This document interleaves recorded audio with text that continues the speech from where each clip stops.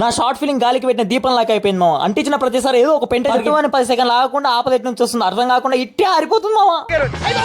అమ్మాయి అయ్యి బాబాయ్ ఆపే బాబాయ్ ఏముంది ఇందులో నీ దైత్యం తప్ప నాకేం కనపడతలేదు. నాకు నా ఫ్యూచర్ కనిపిస్తలేదు మామ.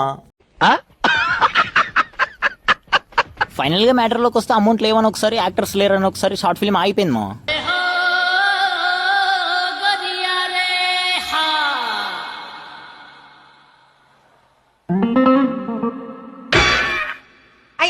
యాక్టర్స్ కి ఏమైందిరా బాడకం అంటే ఒక్క ఛాన్స్ ఇస్తే చాలని రోజుల నుంచి మీకు అసలు డేట్స్ ఇవ్వలేము దొబ్బేరా బాడకం అని చెప్పేసి రోజులకు వచ్చేసారు బాబు. వాళ్ళ వల్లనే షార్ట్ ఫిల్మ్ అయిపోయింది, తప్పు వాళ్ళదని నేను చెప్పలేను మా. ఎందుకంటే అసలు తప్పు నాది. ఆడిషన్స్ కి వచ్చిన ప్రతి ఒక్కరికి అవకాశం ఇవ్వాలని ఒక ఆలోచనతో జస్ట్ 8 మెంబర్స్ తో కంప్లీట్ అయిపోయే స్టోరీని 28 మెంబర్స్ కి చేంజ్. రీజన్ ఒకటే, ప్రతి ఒక్కరికి అవకాశం రావాలని. నేను ఒక్కరిని అనుకుంటే కాదు అందరూ అనుకోవాలని చెప్పేసి ఇప్పుడు అర్థమవుతుంది. కానీ ఆడిషన్స్ కి వచ్చిన ప్రతి ఒక్కరు ఇంతకు ముందే నీకు ఎన్నోసార్లు చెప్పాను నీకోసం నా ప్రాణాలు ఇస్తానని.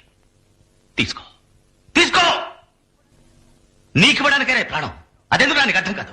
అందరూ ఇదే డైలాగ్ వేసారు మా. కానీ తర్వాత అర్థమైంది అవతి ఎటు తిరిగి మళ్ళా నేనేనా అవలాగానైనా ఒక బాధ. ఓకే ఇక వానాకాలంలో చెరుకు రసం తాగిన టైప్ లో అయింది అది. నేను తీసేది జస్ట్ షార్ట్ ఫిల్మ్ అని తెలిసిన గిట సినిమా రేంజ్ లో బిల్డప్. కానీ శివరాఖరికి ఈ డైలాగ్ చెప్తానని చెప్పేసి అసలు అనుకోలేదు. నేను మస్తు మాట్లాడతా, నేను మోస్ట్ లూజ్ మనిషిని. నేను తాగక ముందు 30 చెప్తా, తాగినాక 90 చెప్తా. నేను నెక్స్ట్ డే పొద్దుగాల మర్చిపోతా. అసలు నాతో పెట్టుకోకూరి, అసలు మాట్లాడుకోరు మనుషులు. కానీ అందరికి కూడా చెప్తున్నాము, షార్ట్ ఫిల్మ్ మాత్రం కంపల్సరీ తీస్తా. ఇచ్చిన మాట మాత్రం అస్సలు తప్పను. పిచ్చి కూడా హద్దు ఉండాలి భయ్య. నీకు ఎండలో తిరిగి తిరిగి బాబ్జీ భయ్య బ్యాలెన్స్ బాగా తప్పింది.